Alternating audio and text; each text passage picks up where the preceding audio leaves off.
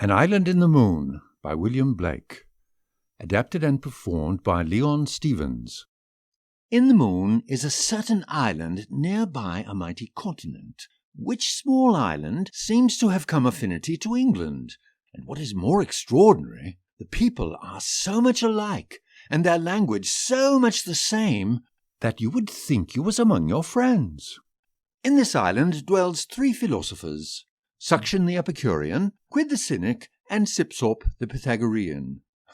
I call them by the names of those sects, though the sects are not ever mentioned there, as being quite out of date. However, the things still remain, and the vanities are the same. The 3 philosophers sat together, thinking of nothing. In comes Etruscan Column the antiquarian, and after an abundance of inquiries to no purpose, sat himself down and described something that nobody listened to. So they were employed when Mistress Gimlet came in. The corners of her mouth seemed, I don't know how, but very odd, as if she hoped you had not an ill opinion of her. To be sure, we are all poor creatures. Well, she seated herself and seemed to listen with great attention, while the antiquarian seemed to be talking of virtuous cats. But it was not so.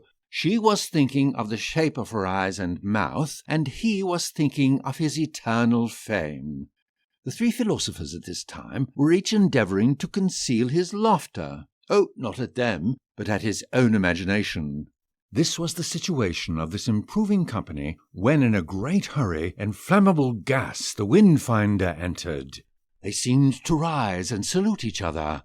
Etruscan Column and Inflammable Gas fixed their eyes on each other. Their tongues went in question and answer, but their thoughts were otherwise employed. "I don't like his eyes," said Etruscan Column. "He's a foolish puppy," said Inflammable Gas, smiling upon him.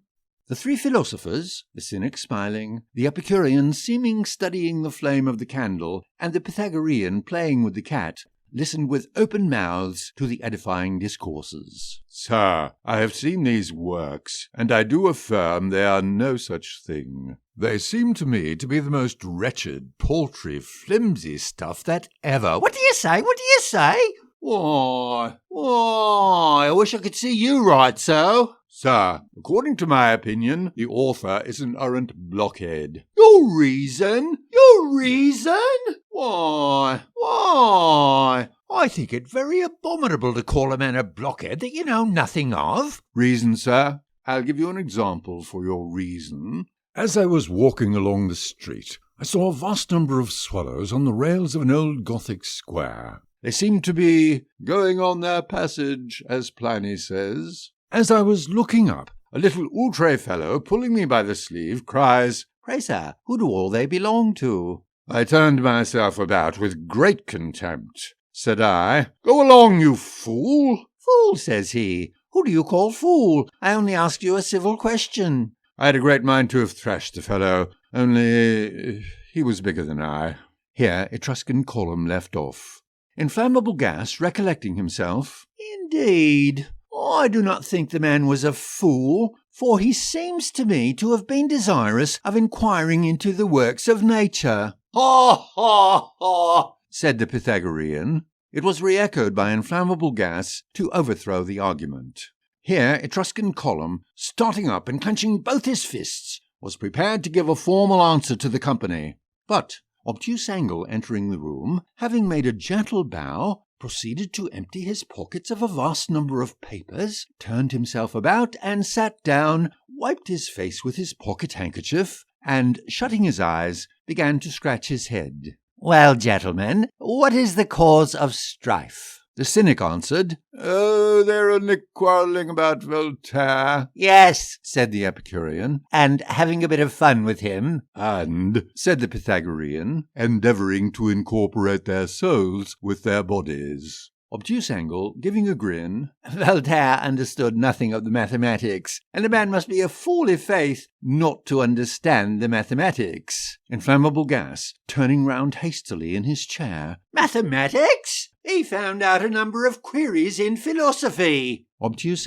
shutting his eyes and saying that he always understood better when he shut his eyes. "In the first place, it is of no use for a man to make queries, but to solve them. For a man may be a fool and make queries, but a man must have good sound sense to solve them. A query and an answer are as different as a straight line and a crooked one. Secondly, Secondly, Voltaire's a fool, said the Epicurean. pooh, says the mathematician, scratching his head with double violence. It is not worth quarrelling about. Here the antiquarian got up, and hemming twice to show the strength of his lungs, But, my good sir, Voltaire was immersed in matter, and seems to have understood very little but what he saw before his eyes, like the animal upon the Pythagorean's lap, always playing with its own tail. Ha, ha, ha! He was the glory of France. I have got a bottle of air that would spread a plague. Here the antiquarian shrugged up his shoulders and was silent while Inflammable Gas talked for half an hour. When Steelyard the lawgiver, coming in stalking with an Act of Parliament in his hand, said that it was a shameful thing for Acts of Parliament to be in a free state, it had so engrossed his mind that he did not salute the company. Mistress Gimblett turned her mouth downwards. Chapter 2nd. Lally the Septipedist, Aradobo the Dean of Morocco, Miss Giddipin, Mistress Sistagatus, Mistress Nanny Cantipot, Gibble-Gabble, the wife of Inflammable Gas, and Little Scorporal entered the room. If I have not presented you with every character in the piece, call me ass. Chapter 3rd. In the moon, as Phoebus stood over his oriental gardening. Oh, aye, come, I'll sing you a song, said the cynic. The trumpeter shit in his hat, said the Epicurean. and clapped it on his head. Said the Pythagorean. I'll begin again. Little Phoebus came strutting in, with his fat belly and his round chin. What is it you would please to have? Ho, ho! I won't let it go at only so and so. Mistress Gimblett looked as if they meant her. Lally laughed like a cherry clapper. Aradobo asked, Pray, sir, who was Phoebus? Obtuse answered quickly. He was the god of physic, painting, perspective, geography, geometry, astronomy, cookery, chemistry, mechanics, tactics, pathology, phraseology, theology, mythology, astrology, osteology, somatology. In short, every art and science adorned him as beads round his neck. Here Aradobo looked astonished and asked if he understood engraving. Obtuse answered, indeed he did. Well, he was as great as Chatterton.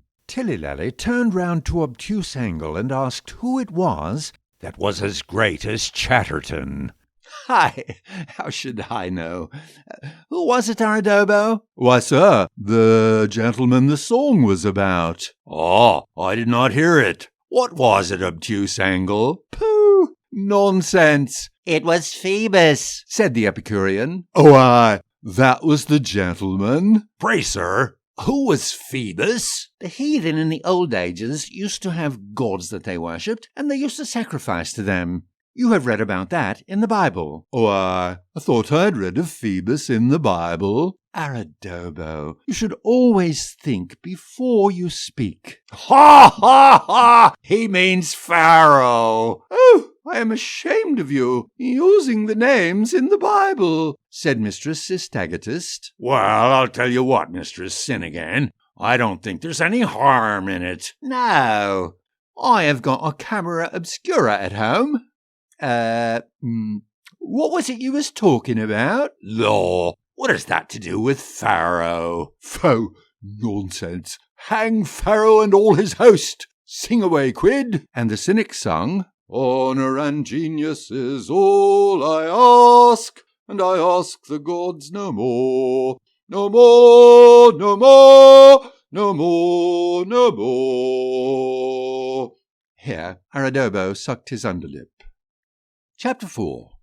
Hang names. What's Pharaoh better than Phoebus, or Phoebus better than Pharaoh? Hang them both. Oh, don't be profane. Why, said Mistress Nanny Cantipot, I don't think it's profane to say hang Pharaoh. Oh, I'm sure you ought to hold your tongue, for you never say anything about the Scriptures, and you hinder your husband from going to church. Ha ha! What? Don't you like going to church? No, I think a person may be as good at home. If I had not a place of profit that forces me to go to church, I'd see all the parsons hanged. A parcel of lying. Oh, if it was not for churches and chapels, I should not have lived so long.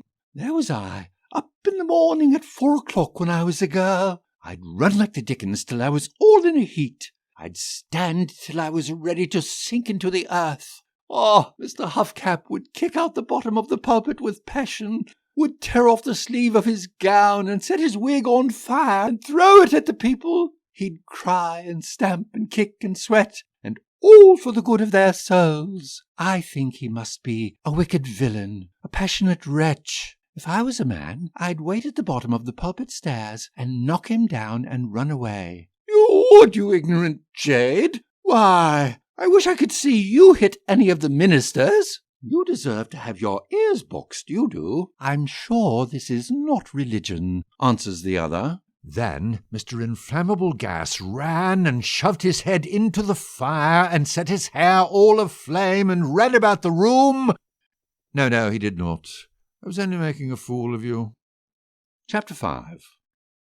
Obtuse Angle, Aradobo, Lally, and Scorporel are all met in Obtuse Angle's study. Pray, is Chatterton a mathematician? No. How could you be so foolish as to think that he was? Oh, no, sir, I did not think he was. Only asked. How could you think that he was not, and ask if he was? Oh, no, sir, I did think he was, until you told me, and then afterwards I thought he was not. Oh, in the first place, you thought he was, and then afterwards, when I told you he was not, you thought he was not. Why, I know that— No, sir, I thought that he was not, but I asked to know whether he was. Well, how can that be? How could you ask and think that he was not? Why, it came into my head that he was not. Why, then you said that he was. Did I say so? Law, I did not think I said that. Did not he? Yes, said Scorporel. But I meant I can't think. Law, sir, I wish you'd tell me how it is. Then Obtuse Angle put his chin in his hand. Whenever you think, you must always think for yourself. How, sir? Whenever I think, I must think myself. Why, I think I do. In the first place, said he with a grin. Pooh, don't be a fool. Then Lally took up a quadrant and asked, Is not this a sundial? Yes, said Scorporel, but it's broke. At this moment, the 3 philosophers entered the room, and a lowering darkness hovered o'er the assembly. Come, let's have some rum and water, and hang the mathematics. Come, Aradobo, say something. Then Aradobo began. In the first place, I think in the first place that Chatterton was clever at physic, philology, pistonology, aridology, aerography, physiography, cosmography, ogamy, hatomy, and all that. But in the first place, he ate very little weekly. That is, he slept very little, which he brought into a consumption, and what was that he took? Physic or something, and so died. Then all the people entered the room, and they could not talk any more to the present purpose. Chapter 6. Then they all went home and left the philosophers. Then Suction asked if Pindar was not a better poet than Giotto was a painter. Plutarch has not the life of Giotto. No, to be sure, he was an Italian. Well, that is not any proof. Plutarch was a nasty, ignorant puppy. I hate your sneaking rascals. Now there's Aradobo, in 10 or 12 years will be a far superior genius. Oh, aye, Aradobo will make a very clever fellow. Why, I think any natural fool would make a clever fellow if he was properly brought up. Oh, hang your reasoning. I hate reasoning. I do everything by my feelings. Oh, I only wish Jack Tearguts had had the cutting of Plutarch. He understands anatomy better than any of the ancients. He'll plunge his knife in up to the hilt in a single drive, and thrust his fist in, and all within the space of a quarter of an hour. He does not mind their crying, though they cry ever so. He'll swear at them and hold them down with his fist, and tell them he'll scrape their bones if they don't lay still and be quiet. Now what the devil do the people in the hospital who have it done for nothing make such a piece of work for? When I think of surgery, I don't know, I do it because I like it. My father does what he likes, and so do I. I think somehow I'll leave it off. There was a woman having her cancer cut, and she shrieked so I was quite sick. Good night, said the other two. Chapter 7. So they went to bed. Chapter 8. Steelyard the lawgiver, sitting at his table, taking extracts from Hervey's Meditations Among the Tombs and Young's Night Thoughts.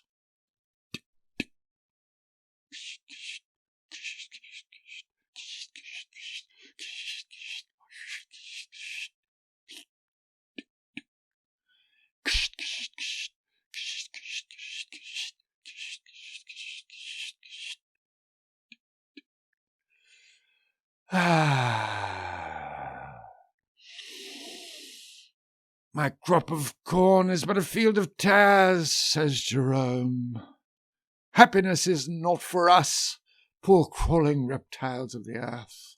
Talk of happiness and happiness, it's no such thing. Every person has his something. Hear then the pride and knowledge of a sailor, his spritsail, foresail, mainsail, and his mizzen. A poor frail man, God wot, I know none frailer. I know no greater sinner than John Taylor. If I had only myself to care for, I'd soon make Double Elephant look foolish and filigree work. I hope that I shall live to see the wreck of matter and the crush of worlds, as Young says. Obtuse entered the room. Pray, sir, what news? I am reading Theron and Aspasio. Obtuse took up the books one by one. I don't find it here. Oh, no, it was the Meditations. Then Obtuse took up the book and read till the other was quite tired out. Then Scopperel and Miss Gittipin coming in, Scopperel took up a book and read the following passage. An Easy of Human Understanding by John Look ye Gent. John Locke, said Obtuse Oh, aye, Locke. Here then, said Miss Gittipin, I've never seen such company in all my life. You are always talking of your books. I like to be where we talk. You had better take a walk that we may have some pleasure. I'm sure I see but little pleasure. Now there's Double Elephant's girls, they have their own way, and there's Miss Filigree work, she goes out in her coaches, and her footmen and her maids, and stormonts and balloon hats, and a pair of gloves every day, and the sorrows of Werter and Robinsons, and the Queen of France's puss colour, and my cousin Gibble-Gabble says that I am like nobody else. I might as well be in a nunnery. There they go in post-chaises and stages to Vauxhall and Roneley, and I hardly know what a coach is. Except when I go to Mr. Jacko's. He knows what riding is, and his wife is the most agreeable woman. You hardly know she has a tongue in her head. And he is the funniest fellow. I'm sure he will go into partnership with his master. And they have black servants lodge at their house. I've never seen such a place in all my life. He says that he has 26 rooms in it, and I believe him. And he is not such a liar as Quid thinks he is. Pooh-pooh, hold your tongue, said the lawgiver. This quite annoyed Miss Gittipin to interrupt her in her favourite topic, and she proceeded to use every provoking speech that ever she could, and he bore it more like a saint than a lawgiver, and with great solemnity he addressed the company in these words. They say that woman is the weakest vessel, but I believe they are the strongest. A girl has always more tongue than a boy. Why, I have seen a little brat no higher than a nettle, and she had more tongue than a city clerk. But a boy would be such a fool, not have anything to say, and if anybody asked him a question, he would put his head into a hole and hide it.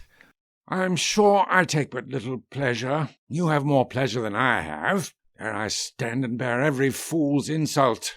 If I had only myself to care for, I'd wring off their noses. To this Scopperel answered, I think the ladies' discourses, Mr. Steelyard, are some of them more improving than any book. That is how I have got some of my knowledge. Well then, said Miss Gittipin, Mr. Scopperel, do you know the song of Phoebe and Jellicoe? No, miss. Then she spoke these words, as Steelyard walked about the room. Phoebe dressed like beauty's queen, Jellicoe in faint pea green, sitting all beneath the grot where the little lambkins trot. Maidens dancing, loves a sporting, all the country folks a courting. Susan, Johnny, Bet and Joe, lightly tripping on a row. Happy people who can be in happiness compared with ye. The pilgrim with his crook and hat sees your happiness complete.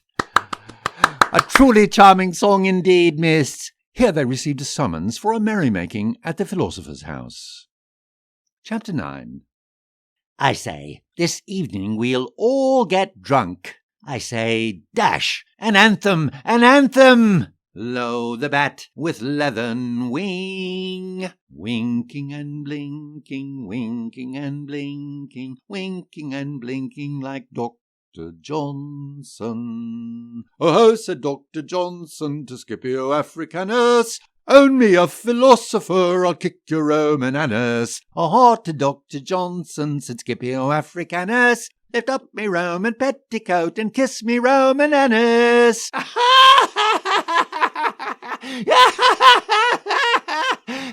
Oh, me poor sides! I'd die if I was to live here, said Scorporel. Want matches? Yes, yes, yes. Want matches? No. Want matches? Yes, yes, yes. Want matches? No. Here was great disorder and confusion. Aradobo said that the boys in the street sing something very pretty and funny about London.